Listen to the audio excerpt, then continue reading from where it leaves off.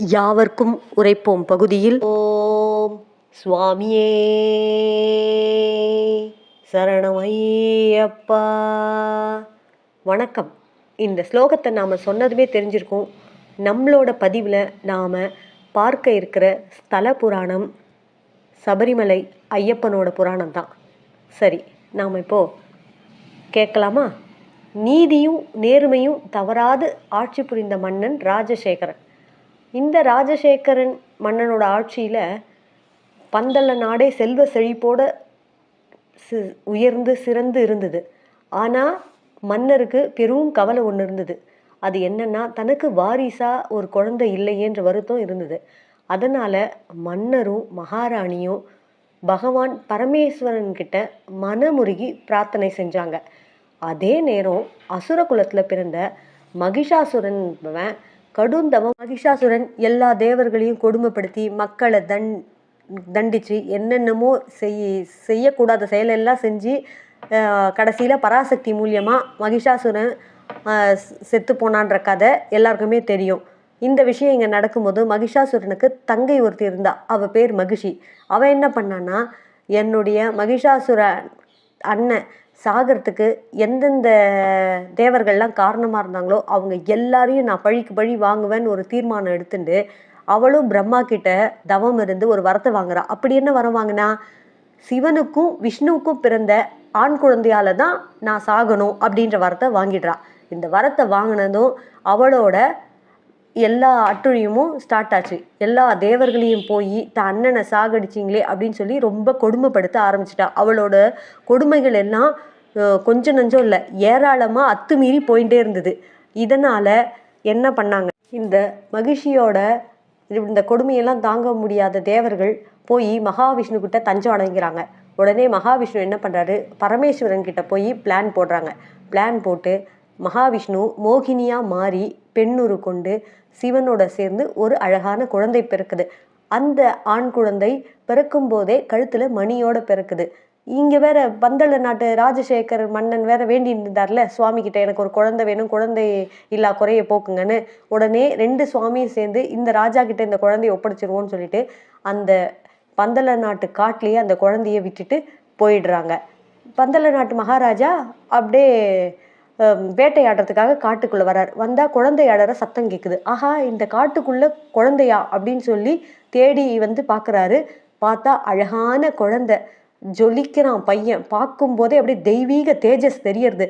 அந்த குழந்தைய பார்த்ததும் ஆஹா, இது கடவுள் நம்ம குறைய தீர்க்கறதுக்கு. ராஜசேகர மன்னன் வந்து அந்த குழந்தையை பார்த்ததும் அப்படியே ஆனந்த கண்ணீரோட கடவுள் நமக்கு கொடுத்த பிரசாதம் தான் இந்த குழந்தைன்னு சொல்லி எடுத்துட்டு ராணி கிட்ட ஓடி போய் அரண்மனைக்கு காட்ட போறார். அரண்மனைக்கு போற வழியில திடீர்னு அந்த மன்னரோட முன்னால ஒரு முனிவர் ஒருத்தர் தோன்றாரு. வராரு. வந்து அந்த ராஜாவை பார்த்துட்டு, இந்த குழந்தை உங்கள் அரச வம்சத்தின் கவலைகளை எல்லாத்தையும் போக்கிடுவான். இந்த குழந்தை கல்வி கேள்வி ஞானம் என எல்லாத்துலேயும் சிறந்து விளங்குவான்.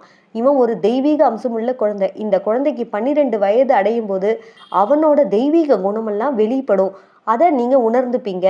குழந்தைக்கு கழுத்தில் மணி இருக்கிறதால குழந்தைக்கு மணிகண்டன் என்று பெயர் சூட்டுவது பொருத்தமாக இருக்கும் அப்படின்னு சொல்கிறார் அந்த முனிவர். மகிழ்ச்சி வெள்ளத்தில் மூழ்கின அந்த ராஜசேகரன் அந்த மணிகண்டனை எடுத்துக்கொண்டு நேராக அரண்மனைக்கு போய் நடந்ததெல்லாம் தன் மனைவி கிட்ட சொல்லி சந்தோஷப்படுறாரு. 2 பேரும் ஆனந்த கண்ணீர் வடிக்கிறாங்க. பரமேஸ்வரன் தன் வேண்டுதலை ஏத்துண்டு இந்த குழந்தையை நம்ம கொடுத்துருக்காருன்னு சந்தோஷம். ராஜசேகர மன்னன் வந்து குழந்தைய வந்து பாடசாலையில் சேர்க்கிறார். அங்கே சேர்த்து விட்டா அந்த சொல்லித்தர்ற குருவே அசந்து போறாரு, அதிசயத்து போறாரு. இந்த மணிகண்டனோட அறிவு ஆற்றல் சாஸ்திரம் என எல்லாத்துலேயும் சிறந்து விளங்குறாரு. டாப்பாக வர்றாரு எல்லாத்துலேயும். ஆஹா, இந்த குழந்தை ஒரு பெரிய தெய்வீகத்தன்மை வாய்ந்தவன் தான் அப்படின்றத புரிஞ்சுக்கிறாரு. புரிஞ்சுட்டு அவள் அப்பாவை கூப்பிட்டு, ஐயப்பன் வந்து ஒரு சாதாரண குழந்தை இல்லை, இவன் தெய்வத்தன்மை வாய்ந்தவன் என்று அவங்க ராஜா கிட்ட சொல்கிறாங்க. சொன்னதும் தனது படிப்பும் பயிற்சியும் நிறைவடையும் போது மணிகண்டன் வந்து குரு தட்சிணை வழங்கி ஆசி பெறுவதற்காக தன்னோட குரு கிட்ட போகிறாங்க. அப்போது மணிகண்டனின் ஆசி பெற வரும்போது குரு கேட்குறாரு, என்னுடைய குழந்தைக்கு கண்ணும் தெரியாது, வாயும் பேச முடியாது, இதற்கு நீங்கள் தான் அருள் பார்வை கொடுக்கணும் அப்படின்னு சொன்னதும் மணிகண்டன் வந்து தனது கைகளால் அந்த குழந்தையின் கண் மீதும் வாய் மீதும் கை வைத்த மறு நொடியே குருவின் கஷ்டத்தை போக்குவதற்காக அவருடைய வாய் பேச முடியாத பார்வை இல்லாத பிள்ளை மீது சாஸ்தா தன் இரு கைகளையும் வைக்க மறுகணமே அந்த குழந்தைக்கு பார்வையும் கிடைத்தது, வாய் திறந்து பேசவும் செய்தான். இந்த அற்புதத்தை பார்த்ததுமே குரு வந்து ஐயப்பனை கை கூப்பி வணங்குறாரு. உடனே ஐயப்பன் சொல்கிறாரு, குருவே நீங்கள் என்ன வணங்கக்கூடாது, ஏன்னா நீங்கள் எனக்கு குரு. அதுக்கும் மீறி என்னோட அன்பான வேண்டுகோள் ஒன்று, இந்த விஷயத்தை நீங்கள் யார்கிட்டையும் சொல்லக்கூடாது அப்படின்னு சொல்லி இந்த வேண்டுகோளையும் குரு கிட்ட வைக்கிறார். வச்சுட்டு அரண்மனைக்கு திரும்பி வந்துடுறார். இங்கே மகாராணி கரு விடுறாங்க. கரு உற்றதும் அவங்களுக்கு ஒரு அழகான ஆண் குழந்தை பிறக்குது. இந்த மகாராணி வந்து ஐயப்பனை தான் தனது முதல் குழந்தையா நினச்சி சந்தோஷமாக அன்பு வாரி வழங்கி வளர்த்துட்டு வராங்க. ஆனால் அவங்க மனசுக்குள்ள பல பேர் தீய எண்ணங்களை விதைக்கிறாங்க. ஐயப்பனை வந்து இப்படி வளர்க்காத, உனக்கு ஒரு ஆண் குழந்தை பிறந்துடுச்சு, அவன் தான் நாளைக்கு ராஜா. மகாராணி மனசில் சுற்றி இருந்தவங்கெல்லாம் கெட்ட எண்ணத்தை ஏற்றி விடுறாங்க. ஐயப்பனை வந்து நீ உன் மகனாக நினைக்காத, அவன் நாளைக்கு அரசாட்சி பண்ணக்கூடாது, உனக்கு பிறந்த பையன்தான் நாளைக்கு இந்த பந்தல நாட்டை ஆளணும், மணிகண்டனை வந்து அவனை வந்து அன்பெல்லாம் குறைச்சிடு, அவனுக்கு வந்து நீ அவனை வந்து உன்னுடைய முதல் குழந்தையாக பாவிக்காத, உனக்கு பிறந்த குழந்தை தான் உனக்கு முதல் குழந்தை அப்படின்னா சொல்கிறாங்க. இதனால் மகாராணியும் மனுஷ மனசு தானே, கொஞ்சம் இப்படிலாம் 10 பேர் சொன்னால் அவங்க மனசு மாறி போச்சு. அவங்களுக்கும் கொஞ்சம் கெட்ட எண்ணங்கள்லாம் தலை தூக்க ஆரம்பிச்சுது. உடனே இந்த மணிகண்டனை எப்படியாவது ஒழித்திட வேணும் அப்படின்னு சொல்லி கூட இருந்தவங்க கூடலாம் திட்டம் போட்டு பல வழிகள் ஏற்பாடு பண்ணுறாங்க. ஆனால் எல்லா விஷயத்துலேயுமே அவங்க தோற்று போயிடுறாங்க. கடைசியாக என்ன பண்ணலான்ற யோசிக்கும் போது அம்மா சென்டிமெண்ட்டை கையில் எடுக்கிறாங்க.